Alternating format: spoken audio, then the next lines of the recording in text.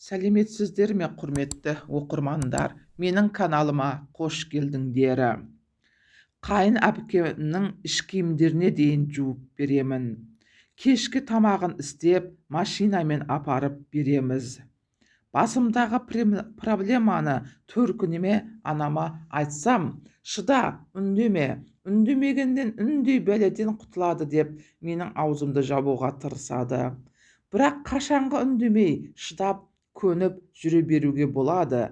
Кейде мен күйеуіме емес, қайын әпкеме тұрмысқа шыққан сияқтымын. Мама маған жетісіп жүрген ешкім жоқ. Бәрінің басында әйтеуір бір проблема бар. Олардың қасында сенің қайын әпкемнің мәселесі ту емес деп айтып, сол нәрсені миыма сіңіріп тастаған. Кейде қайын әпкемнің тірлігіне қоя берші деп қараймын, ал кейде ызам келіп жарылуға шақ қаламын. Соңғы кездері өзімді күйеуіме емес, қайын әпкеме тұрмысқа шыққандай сезініп жүрмін.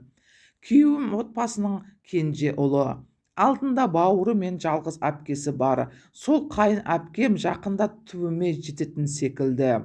Тұрмыс құрғаныма 10 жыл болса да, әлі күнге дейін жаңа түскен келін сияқты қайын әпкемнің алдында құрдай жорғалаймын. Олай етпейін десем, күйеуімнен қысынамын. Мені қанша сүйсе де анасы мен әпкесінің сөзінен шыға алмайды. Жадыра менің жалғыз қызым, мен тірі тұрғанда әпкелеріңді аналарыңдай сыйлайсыңдар деп ене мен келін боп түскенде айтып қойған. Со күйеуім есіне жақсы сақтап қалыпты. Бірдеңе дейін десең, осы жұмысқа сәл әпкемнің арқасында тұрғанмын деп жақсылығын айтып маған ұрысып шыға келеді. Әпкем сол ауылдың жігітіне тұрмысқа шыққан. Жағдайлары жақсы, жеке кәсіпкері бар. Соларды басқарып отыр. Көшеде көп жүреді. Сол себепті ары-бері өткен сайын үйге келіп, шешесінің жағдайын біліп кетеді. Жағдайын біліп кетсе салса, мейлі ғой, күнде бүгін әпкеміз не тапсырама берер екен деп уайымдап өлетін болдым. Қайын аға мен абысыным үйлене сала жұмыс бабымен басқа қалаға көшіп кеткен. Сол себепті абысын мен көрген қорлықты көрген емес, енем де әпкем де сол үлкен келінді мақтағанда ауыздарының суы құрып кетеді. Ал қолда тұратын келіннің қашанда жаман, ауылдағаның ауызы сасық дегендей ғой. Қайын әпкем мен жездемнің шаруадан қалдары босамайды.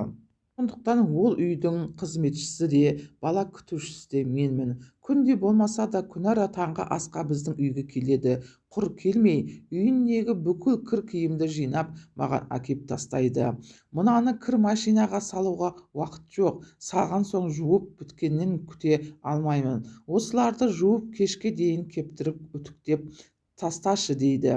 Басында 3-4 мәрте үндемей жарайды деп алып қалғанмын. Содан бері кенедей жабысып алған. Кейде пакет толы киімдерінің арасынан күйеуінің екеуінің ешкімдері қосыла шығады.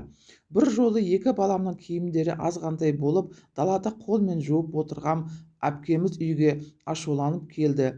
Күйеуім жұмысында бірдеңені дұрыс істемей, жездесінен сөз естіген екен. Неге мені ұялттың деп күйеуіммен айқайласып қалды. Сосын сыртқа шығып бір пакет киімді әкеп, мен жаққа қарай лақтырып жіберіп, мынаны жуып қой деп зіркілдеді.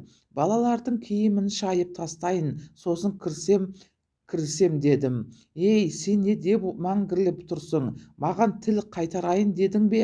Деп отырған жеріме жетіп келіп бетімнен бір ұрып жіберсе бола ма? Не болғанын түсіне үлгермей қалдым. Әпке, мен жумаймын деген жоқпын ғой, не болды сонша деп тағы сөйледім. Сөйткенше болған жоқ. Қайын әпкем айғайлап, мама, балаңа да келініңе де құтырыпты, бұларға тіл бітейін деген екен деп бізді жамандап үйді басына көтерді. Онсыз да ашуланып тұрған күйеуім бүкіл запыраны маған төгіп қол жұмсады.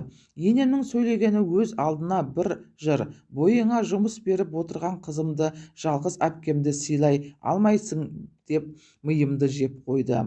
Мама, бүгін келініңізді үйге жібер, жан-жақтың бәрін қоқысып кетті, іші сыртына тазалап берсін деп бұйрық берді. Ондайда енемде атқа жоқ, үйдің бар шаруасын ысырып қойып, әпкемнің үйіне жинаймын. Болды ау дегенде телефон соғып, ет асып қамырын жайып кет деген бұйрық келді. Қонақ күтсе де мен сол үйдің қызметшінде, әйтпесе күйеуімнің бауырлары келіндері бар ғой, оларды жұмсамайды, дайынға келіп ішіп жеп кетеді. Басқа жай күндері бүгін не тамақ істеп жатырсың, көбірек пісір, Дулат машинасымен бізге де әкеп тасасын деп бұйырады. Соңғы күндері бүгін палау басшы, манты істе деп желгілдеп келген тамаққа тапсырыс беретін болған. Бір таңқалатыным, жездем де сен әйелімсің ғой, өз қолыңмен үйге тамақ істесші деп айтпайды екен. Анда-санда бір жілік ет әперіп қоятыны бары. Соны міндет қылып төбемізді ойып жіберердей боп жүреді. Күйеуім де енем де қызға қарсы сөз айта алмайды. Ақ дегені алғыс, қара дегені қарғыс боп тұр. 10 жылда сол әйелден көрмегенім жоқ. Шаршадым. Екі үйдің отымен кіріп күлімен шықсам да абыройлы бола алмадым. Бәлкім олар мені сөзін сөйлейтін әкесі жоқ, ағасы жоқ деп басынатын шығар. Мамам да құрсын мен сияқты ажырасып келген деген атақ алма, тірліктен өлмейсің деп айта береді. Соңғы кездері әпке жездеміз бұдан да қатты байып кетіп, қалаға көшіп кетсе екен деп тілеп жүрмін. Түсінбейтінім сонша дүниесі бола тұра, үйлеріне бір қызметші алмайтын, әлде мені қинап, кемсітіп, маған бұйрық беріп, жұмсағаннан ләззат алама, соншалықты не жазып қойдым екен деп ойлаймын. Міне құрметті оқырмандар, менің басынан өткен тағдырды айтып бердім. Сіздер не деп айтасыздар? Қандай пікір білдіресіңіздер? Жазып кетіңіздер. Тіркелмеген болсаңыз тіркеліп, лайк басып қолдап кетіңіз.